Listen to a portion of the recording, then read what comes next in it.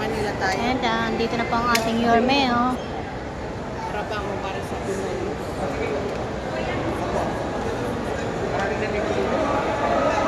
Madali po dyan, sir.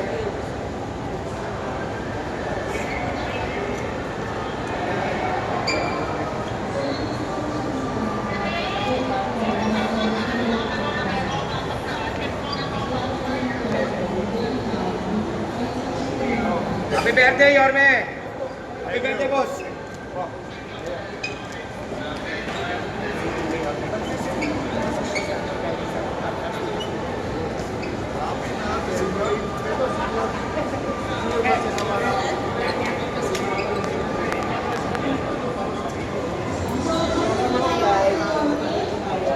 Mayor Francisco Lico Moreno Rosso, alcalde ng lungsod ng Maynila.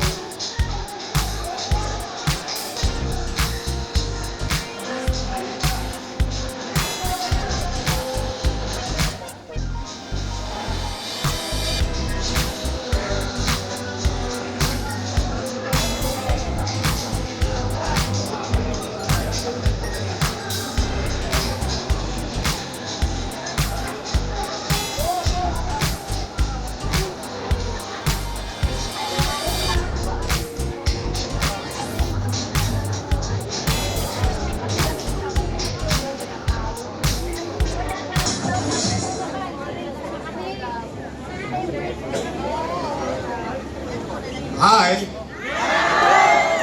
Hello! Mga asim pa yung mga lulot-lula ko. Good morning sa inyo. To our visitors, of course, our partner in the national government, ang DOLE, palakpakan natin ang mga DOLE. PUP, LRMC, Jollibee, oh. Suswerte na naman ang mga lolo't lola ko sa PWD. Sa mga PWD, shout out.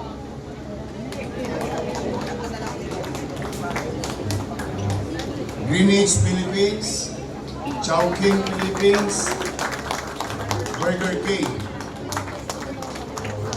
Unti-unti na muling bumabalik yung tiwala ng mga malalaking kumpanya sa kakayanan ng ating mga mamamayan.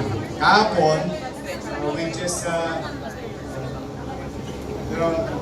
finished with the training skills with our social welfare in the city government. Meron tayong isang programa kung saan while it is true na pinalalakas natin yung negosyo sa pagpapaluwag ng mga alituntunin kung paano magtayo ng hanap buhay sa lungsod. So, the ease of doing business, generating more business, and that will create more opportunity for our people in Manila. Now, in line with that, kailangan may katapat yun. By doing some production or producing more skilled Manileños. across businesses or industry. O nakadalawa na tayo, kapos sa 600 mahigit. Barista, hospitality, pati lahat ng mga baranyo sa mga paa. Manicure, pedicure. Cuticle ba tawag doon? Yung mga bara-bara nyo sa tuhod. Pati masahista. You know, this is very important.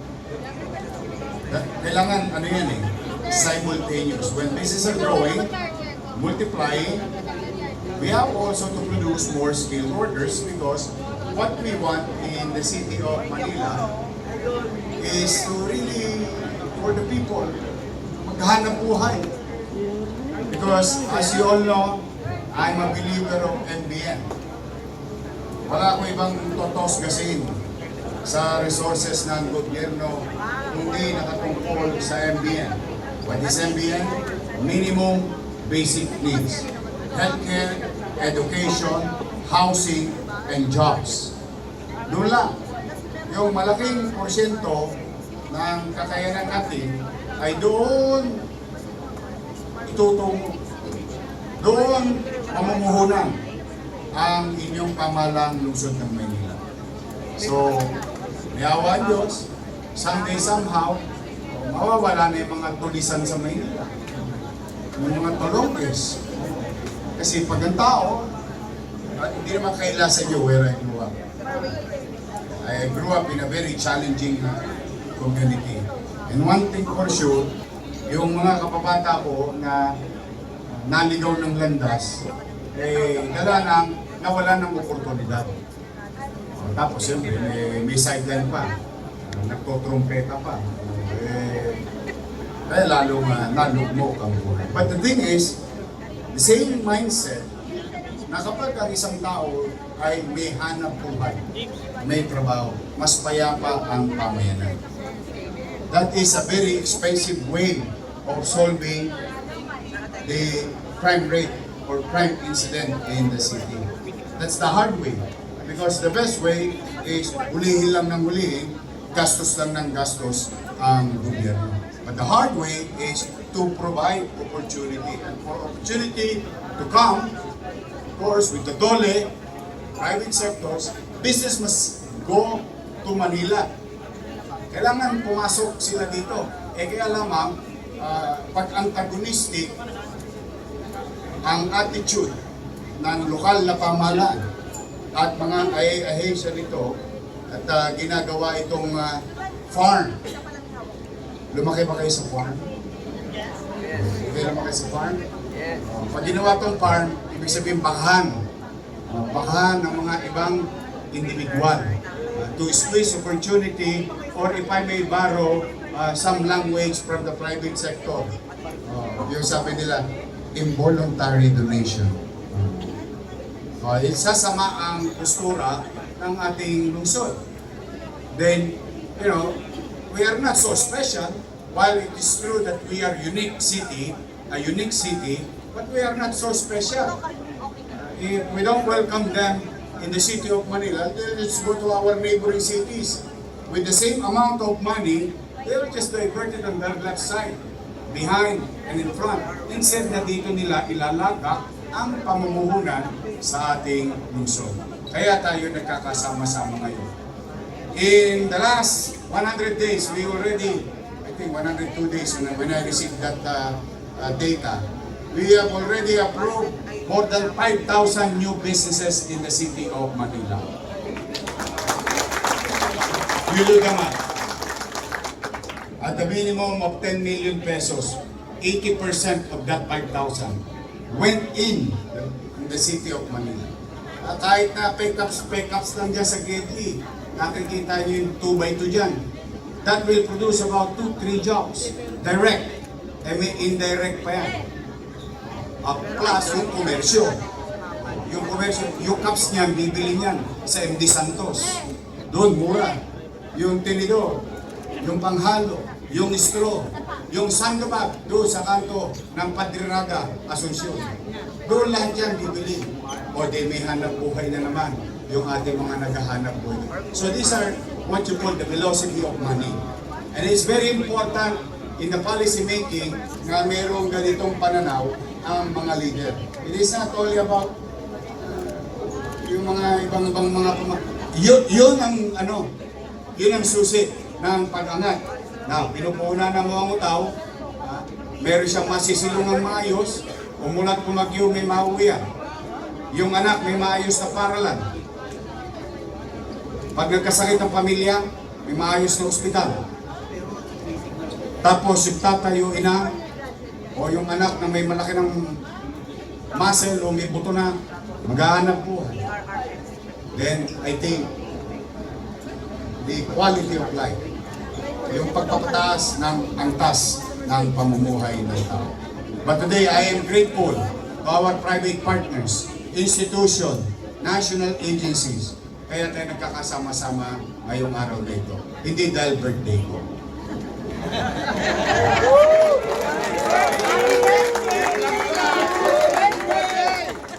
Hindi dahil birthday ko. Kasi gusto ko talaga. Ito maghapon, wala itong pahinga. Magsasawa kayo sa akin maghapon din. But I would rather spend our time to really change the course.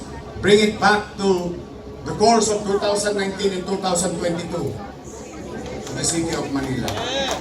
We go back to that direction where even mandated organization, international organization, giving credit and recognition to the effort of your local government.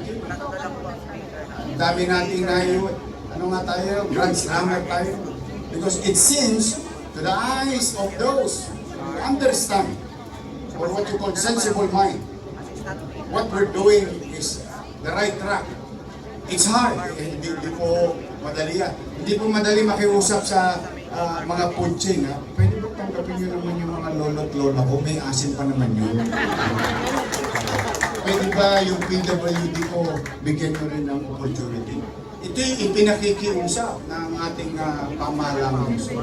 And yet, pinagbigyan tayo. Tingnan ninyo. Di ba? Paldo-paldo ngayon ang lola ko pag-aakay siya rin. Tapos meron pa kayong tupad galing sa dole. Pagkama naman. Huwag niyong kakalimutan. Pagka bago kayo sweldo, pumunta kayo sa SM. Tos kasi nyo dito.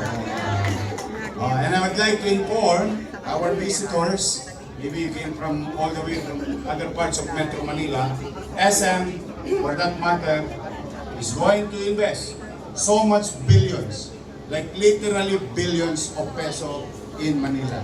They are now aggressive in developing the Harrison Plaza SM Manila. Kuldas, matagal nilang tiningga yun dahil medyo nahirapan sila sa lungsod nung nawala ako. But I am happy, in less than 3 months, nakita ko nasa tercera na. Dati naabang ko, tagal namang gawin itong SM. But why am I after bakit ko gusto na mas mabilis na magtayo ang mga negosyante? Bakit? Habang tinatayo yan, may chumichicha. Ilang construction workers yan. Ilang hardware na nabilihan ng bakal, ng pako, ng 2x2, pamoste, and so on and so. Then, later on, permanent jobs under the administrative office. Then you have a regular, from time to time, exchange of jobs in individuals. Every 6 months or every year. And as we develop our people, baka mamaya, gawin na lang permanent lagi yan. Lalo't pag naging magaling ka. Kaya dapat galingan ninyo ang mga PWD. Sinasabi nito tama. Sabi mo, galingan nila. Ano ba yung galingan?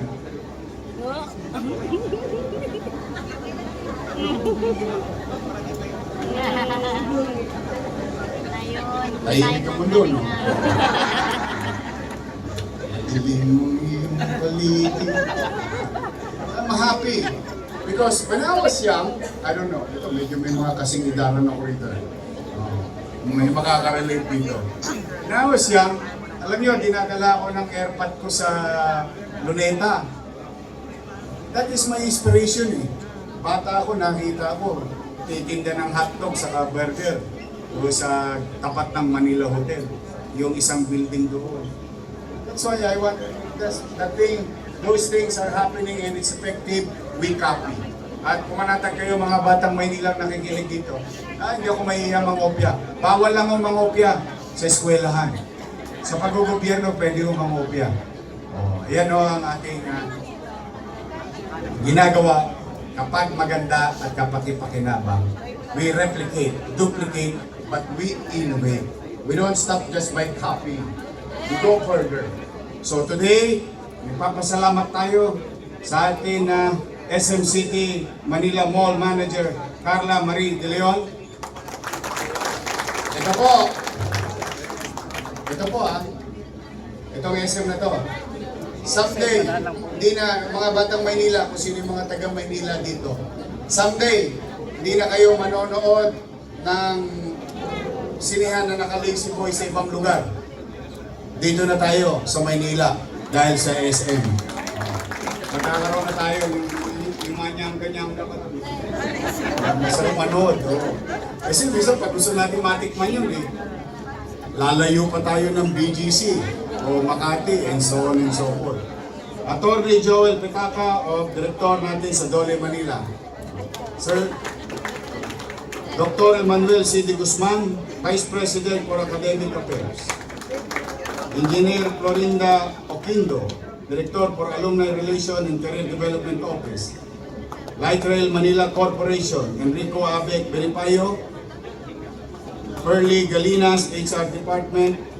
Nga pala sino mason? Ano ba tawag sa pinturero? Okay, usong-uso sa November 1. Marami ako dun. Painter. Engineers. Basta madami. 435. Naghahanap. Wala, bibigay ko sa iyo.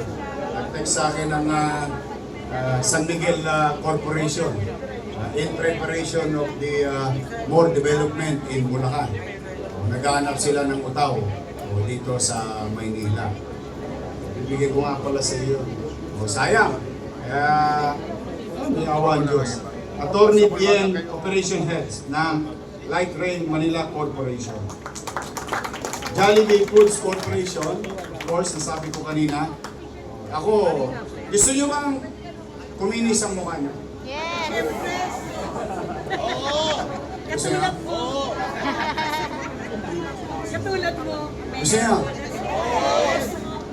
Jollibee sa umaga. Jollibee sa tanghali.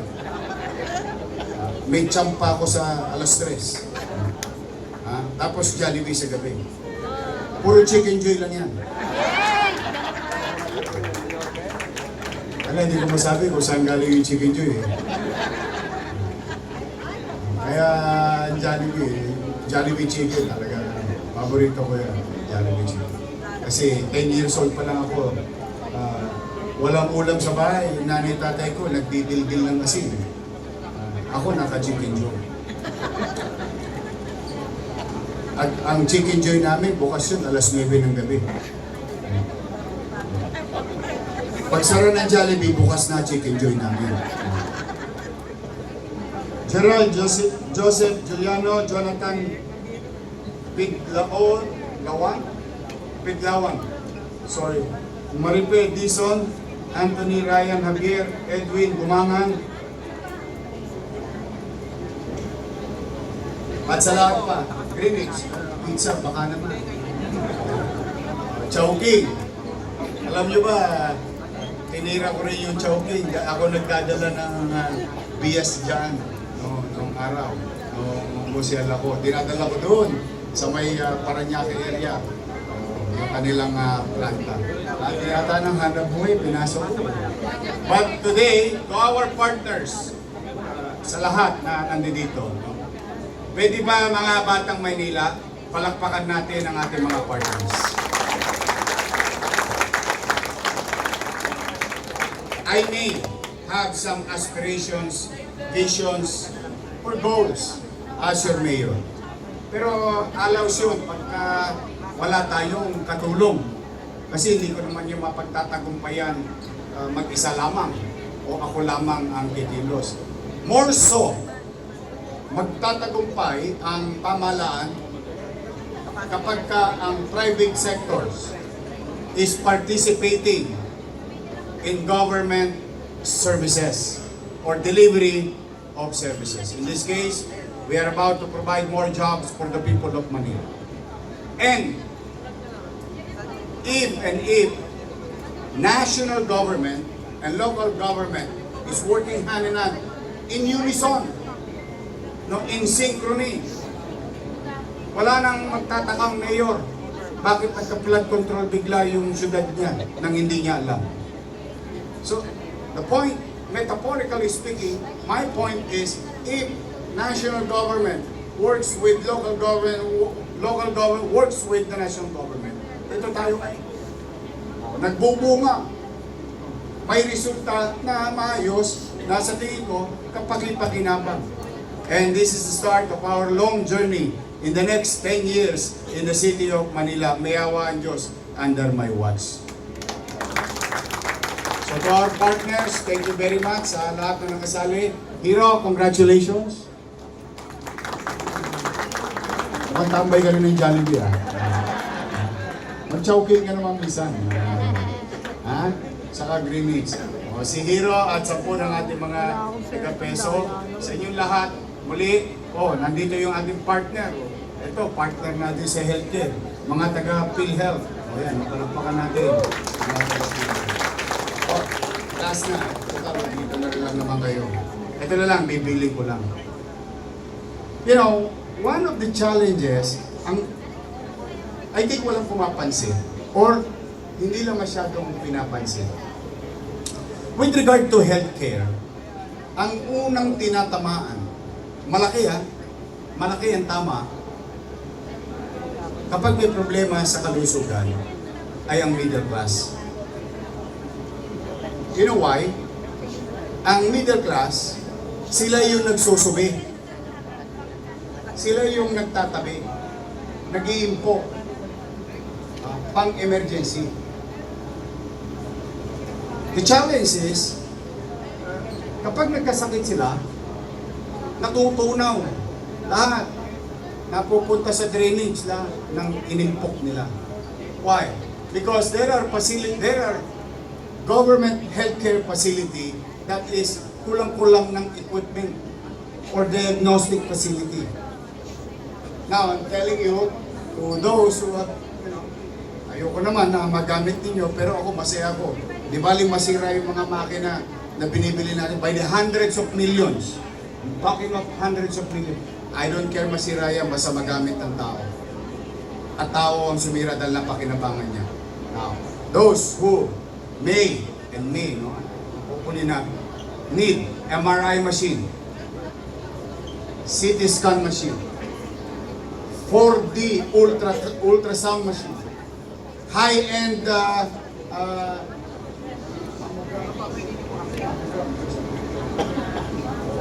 mammogram. Ang mahal nun, I think we have the best machine. We bought it 3 years ago with mammogram. And recently, when I assume, binuksan na namin yung cath lab. You know what's cath lab? It's for angiogram. That would cost you about 50,000-80,000 pesos. Easily. Pag natuluyan ka pa, diretso ka angioplasty. That would cost you about 300,000-500,000 to 1 million. Now I'm telling you this, these are available except for angioplasty. Not yet. Angiogram, TY, wala kayong got, wala kayong tosgas. Wala talaga, with all honesty. Wala kayong gagastusin. Now, in a matter of few patient more, we are going to qualify to conduct with our cardio interventionist, tulong ng PGH, at ng heart center, we may now conduct angioplasty. At yung mga barbula, yung mga goma, yung panglinis tubo, hindi ko bibili kayo malabanan yun, huwag kayo magkalala. Yung mga barbula na yun, hindi nyo bibili nyo because I appropriated on standby cash. No? And this is now cash. A standby cash to acquire what you need on how many stent that you're going to use for angioplasty. And at no cost to any John Doe and Mary. Ulitin ko ha, mga middle class. Kasi mga may hirap, talaga yayakapin na namin yan. Kaya lang baka lang hindi alam ng middle class na, oh, meron pa lang ganito dito sa Maynila. Sayang naman, mapapagastos ka pa ng 12,000, 15,000, and so on and so forth. O, ngayon, may isa lang problema. Kasi kaka-announce ko, o ngayon po, talo lang inik. Haba ng pilo. But I'm happy because the money works. And that costs the city government and taxpayers money of the city, the people of money by the hundreds of millions. And I'm happy. So, isinideline ko lang kasi sayang naman. Bakit iba rito may sakit? Lalo na yung maraming may minahal. Ito, maraming minahal to. Kaya nagkakabara-bara na puso. But I'm just trying to offer such facility in hospital ng Maynila. It's gonna be free. It's not my money. It is your money. Sininok lang namin. So muli, maraming salamat sa aming partners and future partners. Mga nanay ko, galing.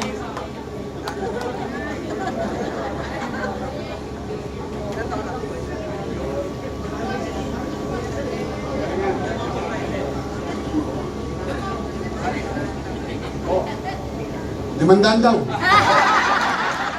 Ito, 5,000 eh. Baba na. Nagsasabong lang, no? Okay, mag-ingat kayo. Galingan ninyo. Huwag niyo ako papaya. Ha? Please, lagi niyo gagalingan. Love your job. Love the opportunity. Accept it. Ulit, magandang araw. Pagpalay nawa kayo ng buong dalawa. Manila! God first. Thank you. Happy birthday to you. Happy birthday to you. Happy birthday, happy birthday. Happy birthday to you.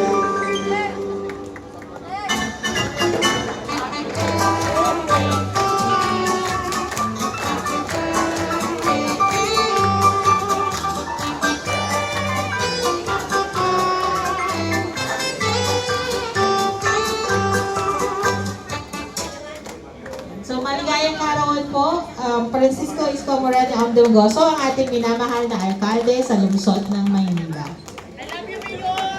So sa ngayon po, tulad po ng ating nabanggit, maaari na pong pumuna yung ating mga bisita. Tayo po ay magkakaroon na po ng Memorandum of Agreement signing. Kasama po ang ating mga partners sa iba't ibang serbisyo na ino-offer ng Public Employment Service Office. So unang-una po magkakaroon ng MOA signing ang Light Rail Manila Corporation. Sa pangunguna po ng kanilang President and Chief Executive Officer, Mr. Enrico R. Benipayo. At para naman po sa lungsod ng Maynila, makakasama po natin of course ang ating mahal na Yorme, Francisco Isko Moreno Dumagoso. At syempre kasama din po ang ating Acting Peso Manager, Mr. John Hiroshi F. Omeda Jr.